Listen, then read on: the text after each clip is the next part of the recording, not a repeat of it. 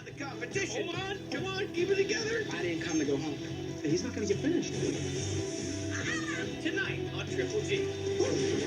You got a good bunch? 4 chefs can't wait to win a cartload of cash. Let's meet them. First up, we got Chef Stu. He's a proud Baltimore native. Yeah, baby. Who owns a catering company in Oakland, California. My kids live in 2 different states. So today I am here to bring my children to California to allow them to see the place that Daddy calls home. To my competitors, Chef Stu is leaving with the money, baby. We can be friends after the show, but right now, hands down, it's on. Next, we got Drew Johnson. He's the chef and co-owner of a seafood grill in Anchorage, Alaska. I've grown up in Alabama. Now my family lives in Alaska. Me and my wife bought a condo together. It's a small place. I'm hoping that I can pull this win and buy a house. Nice to have you. Very good. Then there's Marissa Gittins, a corporate sous chef from San Francisco, California. You know, somebody's doing a barbecue. Who's cooking? Me. Why? Because I don't like what you cook. The potential to win the $20,000 is a huge step for me. I would be able to buy a home with my husband for the first time. We should go meet these boys. And finally, we got Andy Ginger Ninke. He's an executive sous chef. Yeah! From San Diego, California. For me, there's nothing better in the entire world than working the line. I'm here to take that money home to make the down payment on my restaurant so I can set my family up for the rest of our lives. Nice to have you. Chefs, welcome. I have 3 demanding challenges that will send most of you packing and one of you potentially packing up to $20,000. You ready to do this? Oh, yeah. Yes, sir. Ready. Okay, I like that. I like that. Now, you have 30 minutes to make something these judges can't resist. Mediterranean food. I'm talking Mediterranean feast. All right, chefs, let's go to your cards. I want you to think fresh, colorful, flavorful. God says Mediterranean dish. I'm thinking fresh lamb. I'm thinking fresh rosemary. And I'm talking all the cuisines, even Middle Eastern. Middle. I know he's going to put a spin on it. I got a great game. Let's play one of my favorite. Mediterranean feast, meals from the middle. What? You can only use foods from the middle aisles. Produce, deli meat, seafood, and dairy are all off limits. Feel good about this? No, sir. Everything that I thought that I was about to make, throw that out the window and let me think about that for a minute. Okay, here we go. 3, 2, 1, go!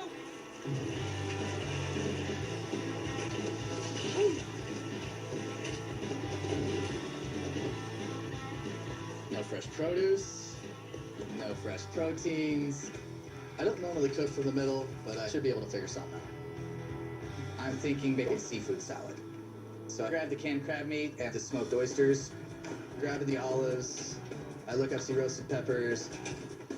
I grab the sunflower seed bread because there's only canned seafood, which is going to be salty, so I figure I want to use some earthiness to bring it back. I cook the way I live, and I live passionately. A friend of mine got me a job washing dishes, and I knew the restaurant business was the rest of my life. I dropped out of college a week later to be a dishwasher. My parents were stoked. All right. Nothing is harder than cooking without fresh ingredients. Guy says Mediterranean feast. I think pasta. I like this look. Clams and linguine. Some pasta. And some clams. So I'm grabbing the canned tomatoes and also some chanterelle mushrooms for my pasta sauce. Come on, garlic. Can't have Mediterranean without the garlic. Garlic stuffed. There we go. Grab the garlic stuffed olives. When I left Alabama, I left about 100 pounds heavier than I am now. I focused on a whole new life when I moved to Alaska. It was all about bettering myself and my own personal health. Here's what I would be looking at. Couscous, beans, lentils. My kids are the best thing, but my daughter has so many food allergies. All right, so this is messing me up. So I have to substitute all the time. There's only certain things that I can use, and I go and grab the crab meat. Let's make them a crab cake, Mediterranean style. I need some vegetables. I need something. I grab olives, Mediterranean. Let's grab some artichoke hearts and make you a veggie medley. Canned fruit, canned fruit. I have to get a canned mango so that I can come up with the mango relish for the crab cake. Mayo, mustard. I didn't have eggs. Again, no fresh nothing. Mayo's gonna hold the crab cake together. People think that if you have canned food, then now you cannot make a dish. No, that's not true. I mean, you just still have to infuse. Superstars, winner of season 6 of the Next Food Network star, and the original Spice Girl. Give it up for Artie Sequara. Thank you. Restaurateur, Richard Blaze. Cooking Channel host, the pastor of the pantry, Chef Jerry Garvin. I think that you don't necessarily run into trouble creating the flavors. I'm thinking about the actual structure of the dish. Like, what's your protein? What's your produce? That's where I'm getting caught up. I'm feeling pretty good. I got a plan. I need to do this bread because everything else is cold. That's the only thing I have to cook. I'm making Mediterranean style seafood salad with some sunflower toast and romesco on the side. I'm opening up the crab. It's pretty shredded, so I know I need to add some body and some texture to it. So I add the smoked oysters, and baby shrimp is gonna add some body to it. My wife is the most amazing person I've ever met. I was the sous chef and she was the lead line cook. The first day I met her, I knew there was something there. She just couldn't resist me.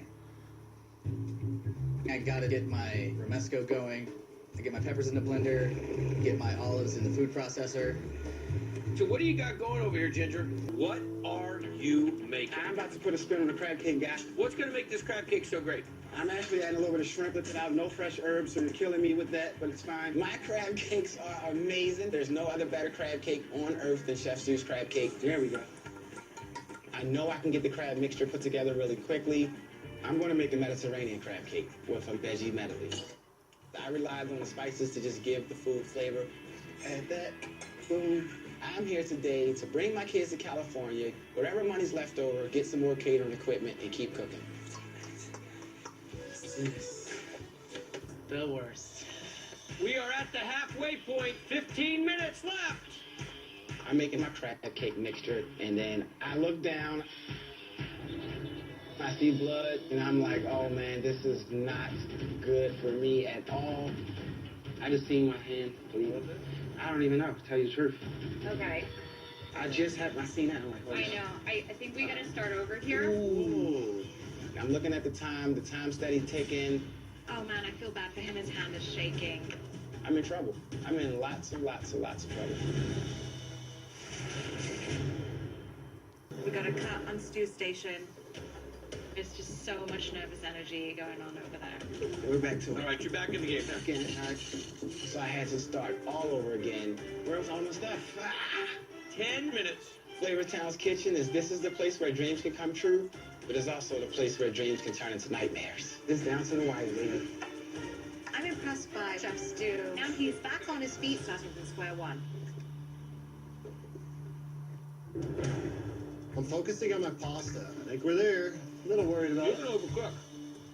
Pasta is overcooked. I dump it onto a sheet tray, get some of that heat off of there. Right now, I'd love to put a nice piece of fish in front of these judges. But hey, I'm on Guy's Grocery Games. Meals from the middle aisle. I'm gonna make the best of it.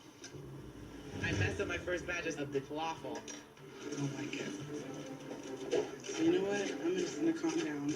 I'm a very determined individual. I mean, that's the one thing I think is probably my best attribute. I shape the dough and then coat it with a seasoned flour, which has za'atar in it.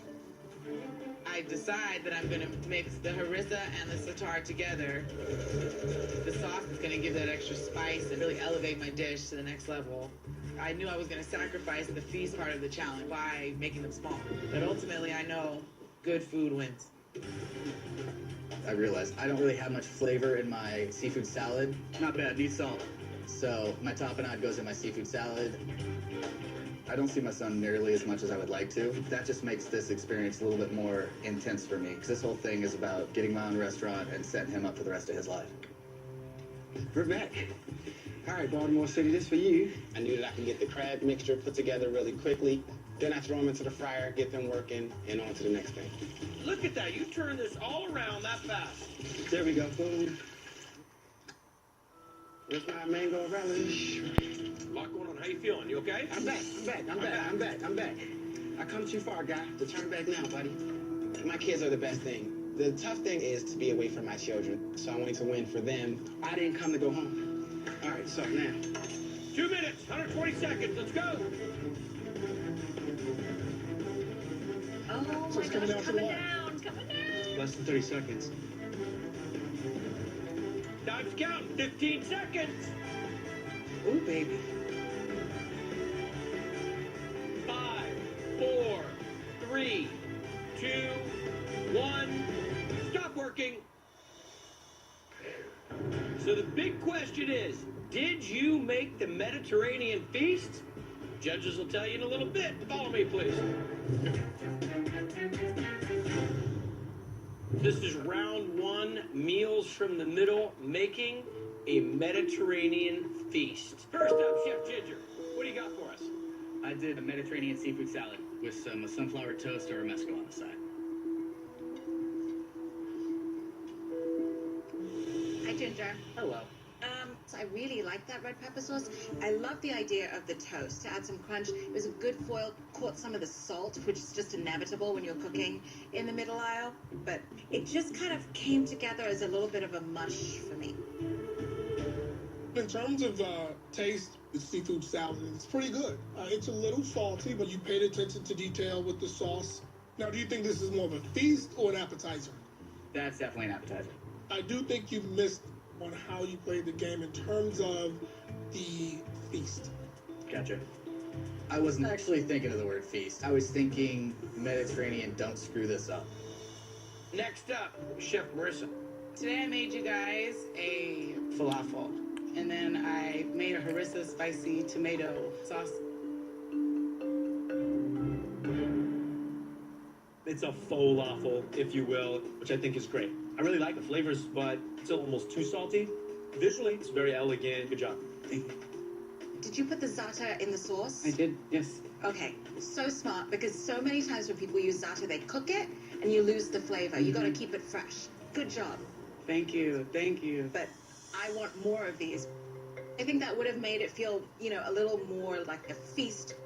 I know my food is good, but I did not make enough food for the feast part of the challenge. Thank you very much, Marissa. Chef Drew, what do you got for us? So you said feast, so I made it Mediterranean, clams and linguine. I think you chose some good ingredients with some big, bold flavors, but it sort of eats like the pasta